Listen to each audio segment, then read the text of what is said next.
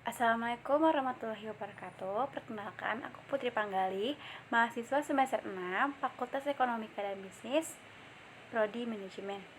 Di sini aku mau jelasin bagaimana sih perusahaan pegi-pegi bisa gulung tikar atau bangkrut. Nah, di sini aku akan membahas pertama sejarah pegi-pegi, kedua penyebab runtuhnya pegi-pegi, ketiga pengambilan keputusan manajemen pegi-pegi, dan keempat kesimpulan. Yang pertama, sejarah pegi-pegi. Pegi-pegi didirikan pada tahun 2012 oleh dua pengusaha Indonesia, yaitu Ferry Unardi dan Andres Luisio. Ide awalnya muncul karena dari kesulitan yang mereka alami dalam mencari dan memesan tiket pesawat secara online dengan mudah. Setelah diluncurkan, Pegi-Pegi mengalami pertumbuhan yang cepat dalam waktu yang singkat. Hal ini sebagian besar karena kebutuhan konsumen yang meningkat untuk memesan tiket pesawat, hotel, dan layanan perjalanan lainnya secara online. Pegi-Pegi terus melakukan ekspansi dan diversifikasi produk dan layanannya. Mereka tidak hanya menawarkan pemesanan tiket pesawat dan hotel, akan tetapi juga menyediakan pemesanan kereta api, sewa mobil, paket liburan, dan berbagai kegiatan wisata. Perusahaan ini menerima investasi dari berbagai investor dan mengembangkan kemitraan dengan maskapai penerbangan, hotel, dan penyedia layanan perjalanan lainnya. Kemitraan ini membantu Pegi-Pegi memperluas jangkauan dan menawarkan lebih banyak opsi kepada pelanggan. Pegi-Pegi berhasil meraih berbagai penghargaan dan pengakuan di industri perjalanan daring. Ini termasuk penghargaan dari pemerintah, organisasi industri, dan media seperti halnya perusahaan e-commerce lainnya. Pegi-Pegi juga menghadapi tantangan dalam perjalanannya. Persaingan yang sengit dengan pesaing lain, perubahan regulasi, dan pertumbuhan konsumen merupakan beberapa dari banyaknya faktor yang mempengaruhi bisnis. Pada tahun 2017, Traveloka, salah satu pesaing terbesar Pegi-Pegi, mengumumkan akuisisi terhadap Pegi-Pegi. Akuisisi ini menjadi salah satu peristiwa signifikan dalam sejarah Pegi-Pegi dan industri perjalanan daring di Indonesia. Meskipun telah diakuisisi oleh Traveloka, Pegi-Pegi tetap beroperasi sebagai merek yang terpisah dan terus memberikan layanan kepada pelanggannya. Sejarah perusahaan ini mencerminkan pertumbuhan dan evolusi industri perjalanan daring di Indonesia dan peran pentingnya dalam memenuhi kebutuhan konsumen akan solusi perjalanan yang mudah dan nyaman. Pembahasan selanjutnya yaitu tentang penyebab runtuhnya Pegi-Pegi. Beberapa faktor yang menyebabkan runtuhnya Pegi-Pegi diantaranya pertama, persaingan yang ketat. Industri perjalanan daring sangat kompetitif dengan banyak pesaing besar seperti Traveloka, Agoda, dan Tiket.com. Persaingan yang ketat bisa membuat sulit bagi perusahaan untuk mempertahankan pangsa pasar dan mendapatkan keuntungan yang cukup.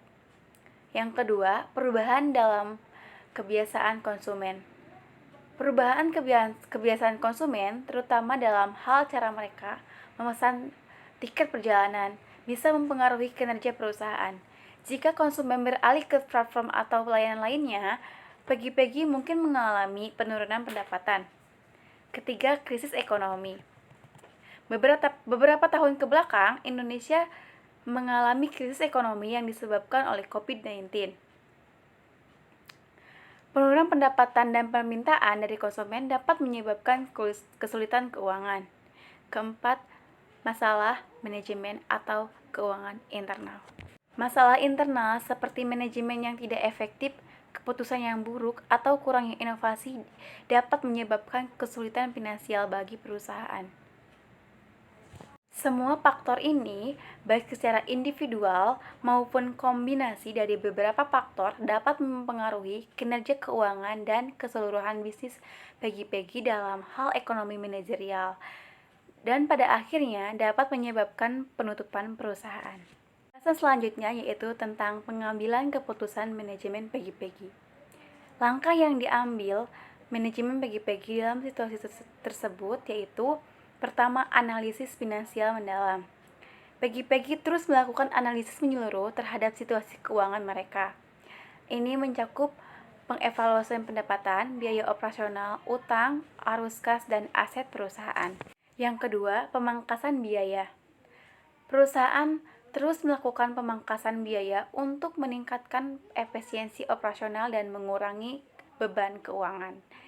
Ini termasuk memotong biaya pemasaran, memperbarui teknologi untuk meningkatkan efisiensi, atau bahkan melakukan pemutusan hubungan kerja. Yang ketiga, renegosiasi utang. Perusahaan pegi-pegi terus mencoba menegosiasikan ulang utang mereka dengan kreditur atau pemberi pinjaman. Ini meliputi restrukturisasi jadwal pembayaran, mengurangi tingkat bunga, atau menunda pembayaran. Keempat, yaitu pencarian pendanaan tambahan.